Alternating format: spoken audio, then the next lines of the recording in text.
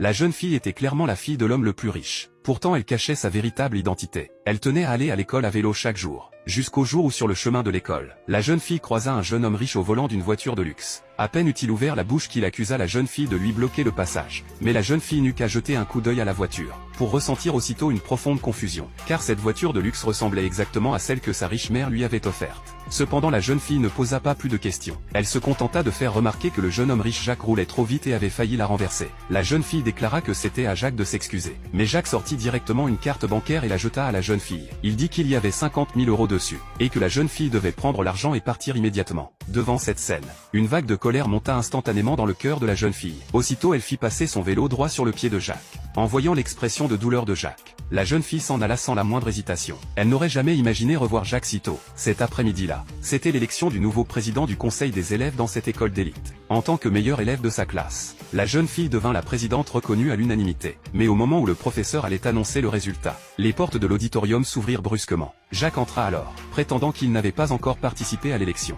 Devant cette scène, les élèves dans la salle déclarèrent immédiatement que Jacques avait déjà raté la période de sélection, et qu'il n'était plus qualifié pour continuer à concourir. Mais Jacques répliqua, affirmant que son père était actionnaire de l'école, et qu'il pouvait se présenter quand il le voulait. Il déclara même ouvertement qu'il deviendrait certainement président. Devant cette situation, le professeur sur scène voulut immédiatement refuser. Mais avant qu'il ne puisse donner sa raison, il fut interrompu par Jacques, qui dit sans détour que son père pouvait faire don de 100 millions d'euros à l'école pour sa construction. Après avoir entendu cela, le professeur se mit aussitôt à hésiter. Mais à ce moment-là, la jeune fille l'arrêta, en disant qu'elle acceptait de laisser Jacques participer à l'élection, car l'école appartenait à la mère de la jeune fille. La raison pour laquelle elle autorisait Jacques à participer était d'aider sa mère à trouver les parasites au sein de l'entreprise. Mais quand la jeune fille entendit le nom du père de Jacques, elle fut si choquée qu'elle resta figée sur place, car c'était exactement le nom de son père. Cela fit naître en elle d'innombrables suppositions. Pour vérifier ses soupçons, la jeune fille ne démasqua pas Jacques tout de suite. Elle prit la parole seulement quand les élèves commencèrent à discuter pour les calmer, en disant que le président du conseil des élèves devait être jugé sur ses compétences et ses notes, et non sur la richesse de sa famille.